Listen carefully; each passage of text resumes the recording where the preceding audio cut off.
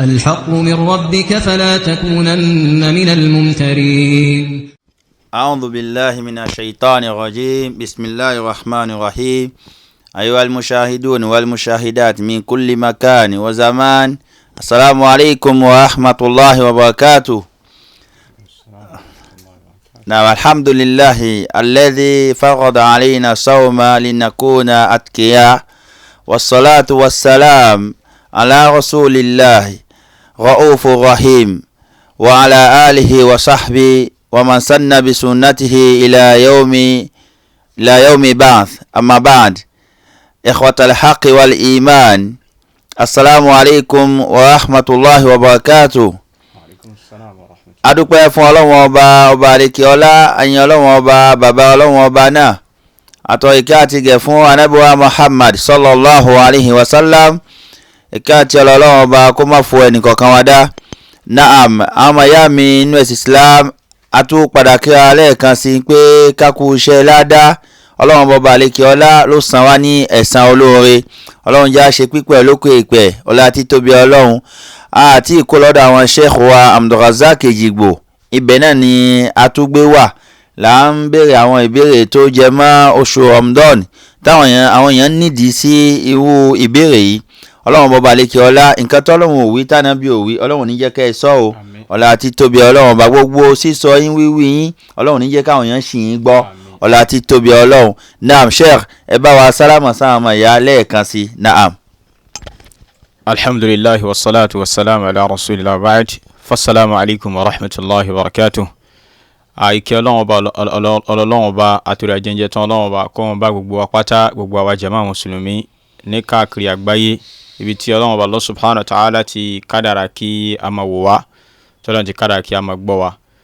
Mo kí wa sí orí ètò Haqqu TV tí ó máa ń wáyé lórí ìkànnì tí a wà yìí, ìkànnì dáadáa tí àwọn ń pèpè sójú ọ̀nà Ọlọ́run ọba Allah subhanahu wa ta'ala. Ọlọ́run kò ní dá wọn lágara. Gbogbo àwọn tí wọ́n jẹ́ òṣìṣẹ́ ilé iṣẹ́ yìí, Ọlọ́run ọba àlìkẹ́lẹ́ ò ní rẹ̀ wọ́n lẹ̀, Ọlọ́run máa gbé wọn ga. Gbogbo àwọn tí wọ́n jẹ́ onígbọ̀wọ́ ilé iṣẹ́ yìí náà, àgbéga Ọlọ́run ọba Allah subhanahu wa ta'ala yóò máa ṣe fún gbogbo wa. Orúkọ mi òun náà ni Abdul Rozak bin Hassane Edjigbowi. Mo jẹ́ ọmọ ìlú Ejigbo tí ó fi Ìlọrin ṣe ibùgbé. Lórí ètò Haqqu TV, a máa bára pàdé lórí ìdáhùn sí àwọn ìbéèrè. Kí Ọlọ́run ọba Allah subhanahu wa ta'ala kó ṣe ìdáhùn sí àwọn ìbéèrè náà ní ìrọ̀rùn. Kọ́lọ́run kó sì jẹ́ kí ó ṣàǹfààní lílé ayé àti lọ́jọ́ gbéra kíyámà. Naam, akí àwọn bàbá, Ọlọ́run ọba wa san yín ní ẹ̀san olóore. Ìbéèrè wa ti àkọ́kọ́ òun náà ni pé kí ló lè fà àwọn àárẹ̀ wo ni àbí àwọn kí ló lè fà tí èèyàn ó jẹun ní ọ̀sán àwẹ̀, èèyàn ó jẹun lọ́sàn àwẹ̀, àwọn kí ló lè fà tó ṣe ká ní pé àríyàn tí ló máa jẹun lọ́sàn àwẹ̀ tó ṣe ká ní pé oúnjẹ ẹ̀ tí ń jẹ kò sí problem, àti ní pé tá a bá rí wò èèyàn bẹ́ẹ̀, kí ni ẹ̀tọ́ tiwa, kí láà ṣe fún, kí láà sọ lásìkò tí ń ṣe irú ìṣesí ìbáyìí.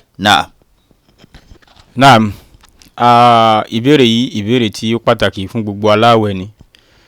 àti gbogbo ẹni tí ó jẹ́ mùsùlùmí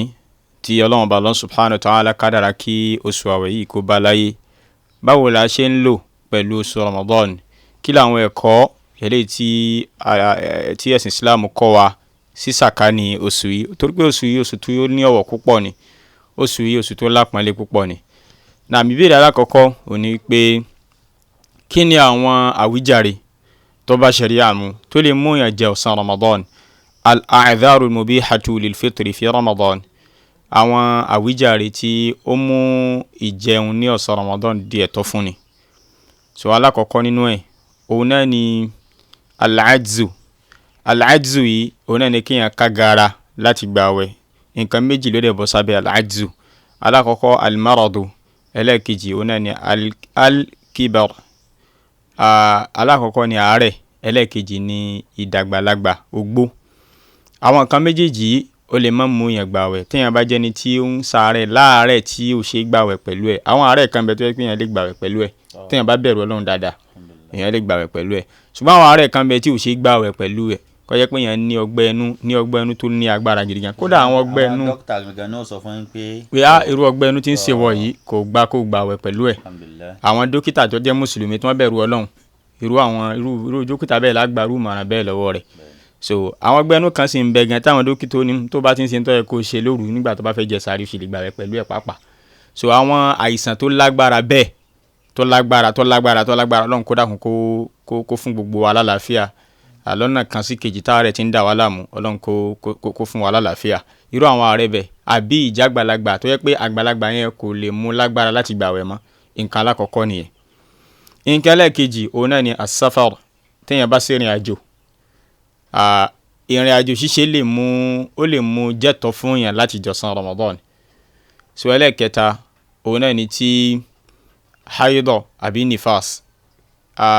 ẹ̀jẹ̀ aládà tó máa ń jáde lára àwọn obìnrin lóṣooṣù nígbà tóbìnrin tó bá ti tó obìnrin so àbí nifas ẹ̀jẹ̀ ìbímọ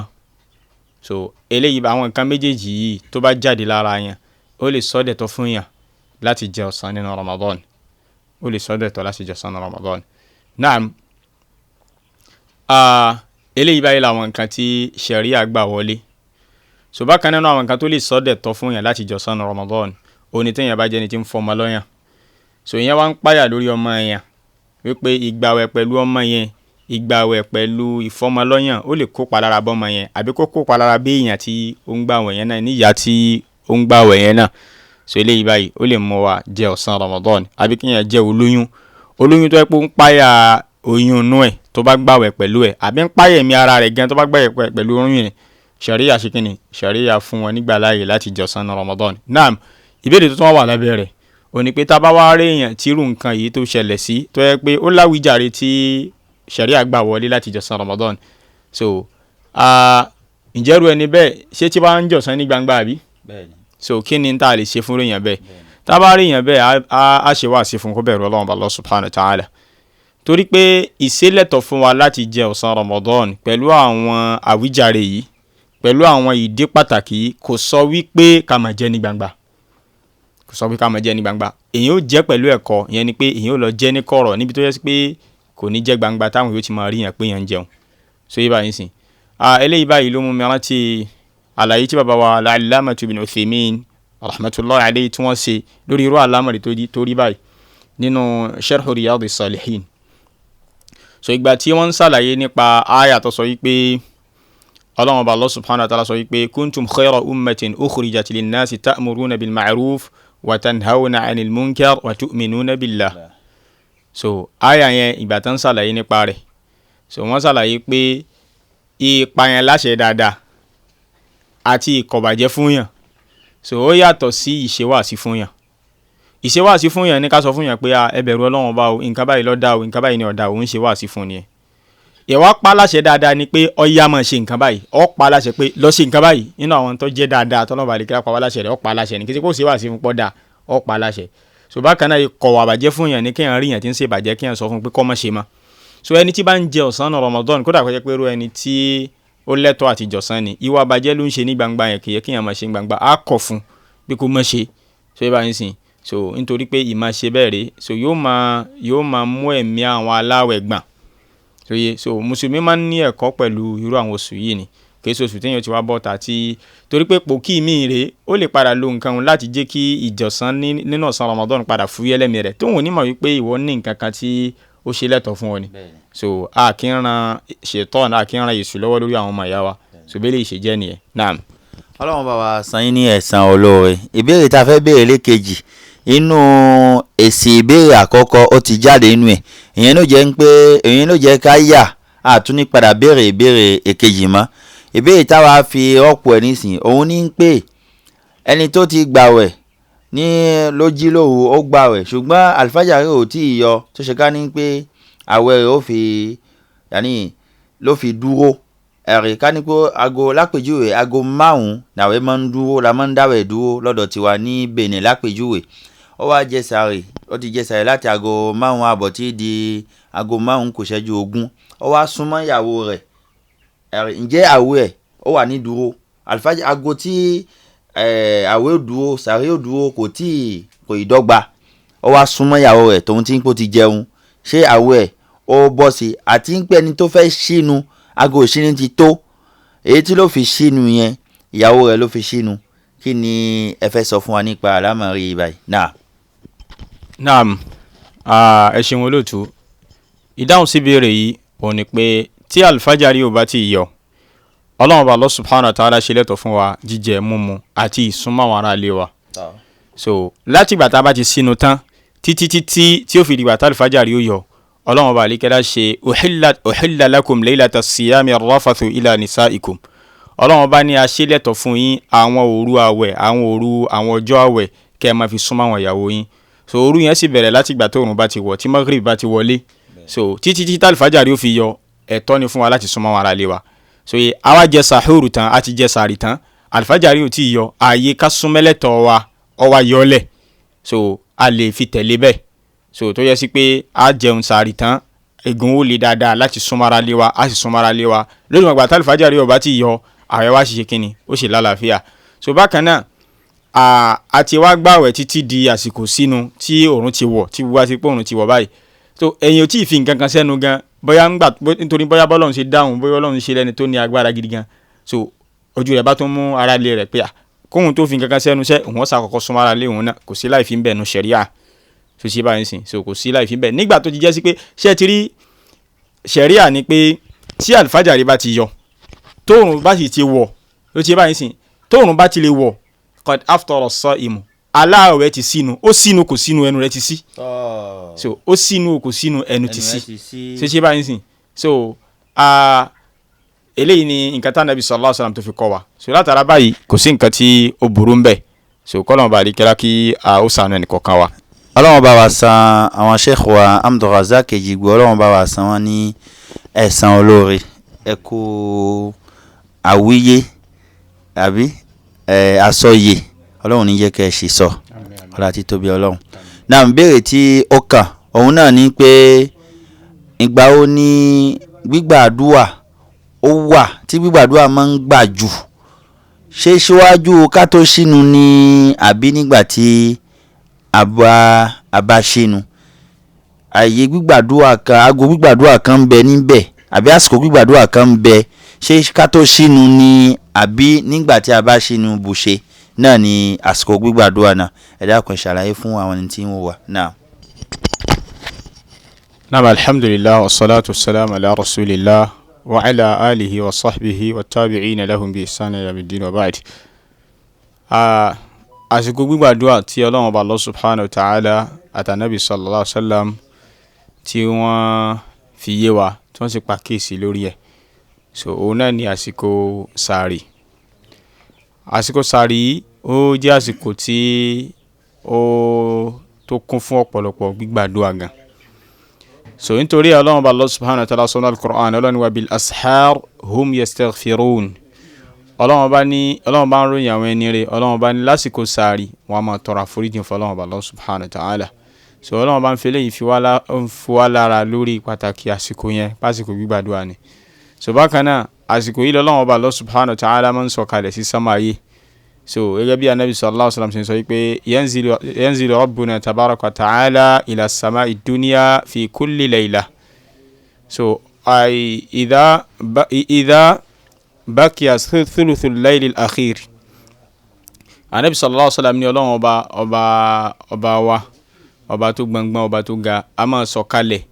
ní gbogbo òru tí ó bá kù ìdá mẹ́ta ìgbẹ̀yìn òru anabi sallallahu alaihi wasallam sọ pé Ọlọ́run ọba àlekèlá máa sọ̀kalẹ̀ sí sámà ayé Ọlọ́run ọba àlekèlá wọn á béèrè pé talẹ́ni tó ti ṣẹ̀ ní gbogbo ọ̀sán tó fẹ́ tọrọ àforíjì lọ́dọ̀ mi Ọlọ́run ọba lóru talẹ́ni tó fẹ́ béèrè nǹkan lọ́dọ̀ mi Ọlọ́run ọba tó fẹ́ tọrọ nǹkan lọ́dọ̀ mi Ọlọ́run ọba Allah subhanahu wa ta'ala kí mi Ọlọ́run ọba àlekèlá kí n ṣe fún so eléyìí báyìí àsìkò tí tó yẹ ká sojú kòkòrò rẹ̀ àsìkò tí gbígbàdúrà tó pọ̀ ń bẹ ni so eléyìí náà ni ìdáhùn sí ìbéèrè yín. Naam, wọ́n sọ fún wa pé tá a bá fẹ́ sínú àsìkò gbígbàdúrà ká ṣàdúrà kó dín pé a sínú lásìkò ìsínú yẹn ṣé bẹ́ẹ̀ ni àbí bẹ́ẹ̀ kọ́ tó bá jẹ́ bẹ́ẹ̀ ni ṣé ká tó sínú ni àbí lẹ́yìn tá a bá sínú bùṣe ibẹ̀ gangan ni. Naam, Allahu alam wípé àsìkò tí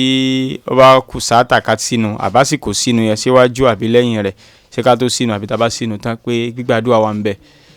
mi nímọ̀ nípa eléyìí báyìí mi sì mọ ẹ̀rí kankan fún gbígbàdúrà lásìkò yẹn so mi dẹ̀ mọ ẹ̀rí kankan pa Nabi sallallahu alaihi wasallam sásìkò yẹn lẹ́sà fún àdúrà ṣíṣe. Naam. Ọlọ́run bá wa san yín ní ẹ̀san olóore. Naam, àlàyé náà ni a ti gbọ́ ní láti ẹnu àwọn Sheikh wa Abdul Rozak Ejigbo láti Ìlọrin láti wà báyìí la wá bá wọn lálejò wọ́n sì ṣe àwọn àlàyé tó pọ̀ fún wa kí Ọlọ́run baba leke ọlá kó bá wa kún wọn lọ́wọ́ kí Ọlọ́run kó bá wa ràn wọ́n lọ́wọ́ kí Ọlọ́run ní jẹ́ kí Ọlọ́run má jẹ́ ká máa àpadà sáburú ọlá tí tóbi Ọlọ́run. Naam, èyí tí a sọ nísìnyí pé kí ẹ bá wa ṣe àdúà fún àwọn tó wà nílé iṣẹ́ Haqqu TV àti gbogbo àwọn tí ń gbọ́ wa pàtàkì jùlọ àwọn tó ṣe ká ní pé wọ́n fira wọn lẹ̀ fún Haqqu TV gbogbo àtà bá fẹ́ lò wọ́n náà ni wọ́n máa ń dá wa lóhùn láti rí àwọn àfáà wa àwọn sheikh wa Shakir wọ́n ti gbàrí ètò Haqqu TV kọjá àwọn Ustaz wa Abdulrahman Gangbo àwọn náà ti gbàrí ètò Haqqu TV kọjá sheikh wa Abdulqawi sheikh wa Kudus Alawo àwọn Dr. Muhammad Musa àwọn sheikh wa Ali Olukunle àwọn àfáwà Musa Abu Dr. Muhammad mo ti gbàgbé orúkọ gbogbo wọn náà ti gbàrí ètò Haqqu TV kọjá ẹ dákun ẹ bá wa ṣe ní àdúrà fún àwọn sheikh wa Faiz wọ́n ti gbàrí ètò kọjá ẹ bá wa kí wọn kí ẹ dágbé fún àwọn ẹ̀yà. alákọ̀ọ́kọ́ náà ni pé abẹ́lẹ́wọ̀n ọba Allah subhanahu wa ta'ala ọba tí ó pọ́n wa lé pẹ̀lú yíyọ̀ǹda oṣù Ramadan tí a wà yìí tó pọ́n wa lé pẹ̀lú yíyọ̀ǹda rẹ̀ fún wa. Oṣù yìí oṣù gbígbàdúrà ni oṣù tó kún fún ọ̀pọ̀lọpọ̀ ìkẹ́ oṣù tó kún fún ọ̀pọ̀lọpọ̀ àánú Ọlọ́run ọba Allah subhanahu wa ta'ala ni. So abẹ́lẹ́wọ̀n ọba Allah subhanahu wa ta'ala fún iléeṣẹ́ Haqqu TV Ọlọ́run má jẹ́ kí iléeṣẹ́ náà Ọlọ́run má jẹ́ kó dàrú Ọlọ́run má jẹ́ kí iléeṣẹ́ náà jóná Ọlọ́run ọba Allah subhanahu wa ta'ala kó dákun kó bá ṣe àgbéga tó pọ̀ fún iléeṣẹ́ náà kọ́lọ́run ọba Allah subhanahu wa ta'ala kó ṣe iléeṣẹ́ náà ní iléeṣẹ́ kan gbòógì nínú àwọn iléeṣẹ́ tí wọ́n máa polongo Islam káàkiri àgbáńláyé tí wọ́n máa fún Islam káàkiri àgbáńláyé táwọn ọmọ mùsùlùmí ó sì máa gbọ́ ẹ̀sìn yìí látara iléeṣẹ́ yìí ọlájọ́ kan sọ́lọ́run ọba Allah subhanahu wa ta'ala Ọlọ́run kó fi àlùbáríkà sí iléeṣẹ́ kó jẹ́ kó gbòòrò ju bó ti wà yìí lọ kọ́lọ́run kó sọ di iléeṣẹ́ ńláńlá tí ó kalẹ̀ tí ó sì kalẹ̀ ọlájọ́ kan sọ́lọ́run ọba Allah subhanahu wa ta'ala ṣe gbogbo àwọn tí wọ́n jẹ́ òṣìṣẹ́ iléeṣẹ́ yìí tí wọ́n ti mẹ́nu bà nínú àwọn tó yẹ pé òṣìṣẹ́ ni wọ́n jẹ́ iléeṣẹ́ yìí àtàwọn àfáà tí wọ́n ti ka orúkọ wọn nínú àwọn àfáà tó jẹ́ sí pé wọ́n máa ń ṣàǹfààní fáwọn èèyàn pẹ̀lú mímọ̀ wọn ní iléeṣẹ́ yìí tó yẹ pé iléeṣẹ́ yìí máa ń gbé wọn wá wọ́n ti gba iléeṣẹ́ yìí kọjá rí láti dáhùn èèyàn lẹ́kọ̀ọ́ kan sí kejì abẹ́lẹ́wọ̀n bá Allah subhanahu wa ta'ala fún gbogbo wọn pátá Ọlọ́run bá kó dákun kó má jẹ́ kí ìràwọ̀ wọn Ọlọ́run má jẹ́ kó wọ́kùn láíláí Ọlọ́run bá Allah subhanahu wa ta'ala kó bá wa ṣe àlékún mímọ̀ wọn Ọlọ́run bá kó bá wa ṣe àlékún dáadáa wọn Ọlọ́run bá Allah subhanahu wa ta'ala kó bá wa ṣe àlékún ìfẹsẹ̀múlẹ̀ wọn lórí ìpèpè Islam ọlájọ́ kan sọ́lọ́run bá gbogbo àwọn ọmọ wọn Ọlọ́run jẹ́ kí wọ́n dáa jù wọn lọ ọlájọ́ kan sọ́lọ́run bá Allah subhanahu wa ta'ala so gbogbo àwa tí a sì ń jẹ́ olùgbọ̀wọ́ iléeṣẹ́ Haqqu TV yìí náà lọ sí pé ajẹ́gi lẹ́yìn ọgbà fún iléeṣẹ́ yìí Ọlọ́run bá Allah subhanahu wa ta'ala ò ní pín wá nípa Ọlọ́run bá kò ní da àlámọ̀rí wa rú ọlájọ́ kan sọ́lọ́run bá Allah subhanahu wa ta'ala èdè àìyedè Ọlọ́run ò ní dá sí àárín wa àti àwọn tí àdìjọ ń ṣiṣẹ́ pọ̀ ní iléeṣẹ́ Haqqu TV yìí ọlá ìjọ kan sọ́lọ́run bá Allah subhanahu wa ta'ala gbogbo àwọn afáwà tí wọ́n ti ń dá wa lẹ́kọ̀ọ́ nínú Ramadan yìí náà lọ́lọ́kan ọjọ́ kan Ọlọ́run kó bá ṣe dáadáa fún wọn àsìkò wọn tán fílẹ̀ àti ìmọ̀ wọn tí wọ́n ná sójú ọ̀nà Ọlọ́run bá Allah subhanahu wa ta'ala kọ́lọ́run kó bá wa san wọ́n lẹ́san rẹ̀ nílé ayé kó ìtàn bá wa san wọ́n lẹ́san rẹ̀ ní gbangba alqiyama ọlájọ́ kan sọ́lọ́run bá Allah subhanahu wa ta'ala. Ní ìparí orúkọ èmi tí mo ń bá yín sọ̀rọ̀ àti mo ṣì ń dáhùn ìbéèrè níwọ̀n bá bí Ọlọ́run bá Allah subhanahu wa ta'ala ti fún mi lágbára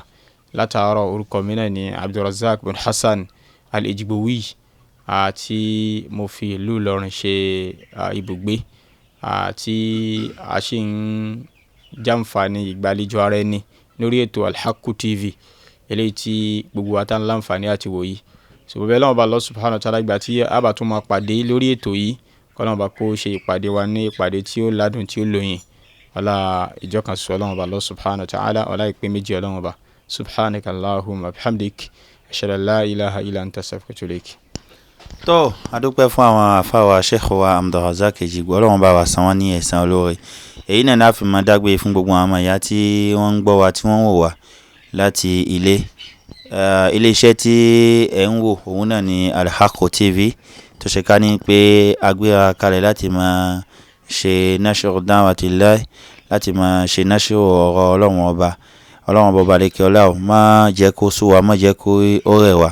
láti tóbi ọlọ́run mọ́ṣá ràn wá lọ́wọ́ lórí iṣẹ́ tí àgbédání báyìí. Naam, subhanakallahumma bihamdik ashhadu an la ilaha illa anta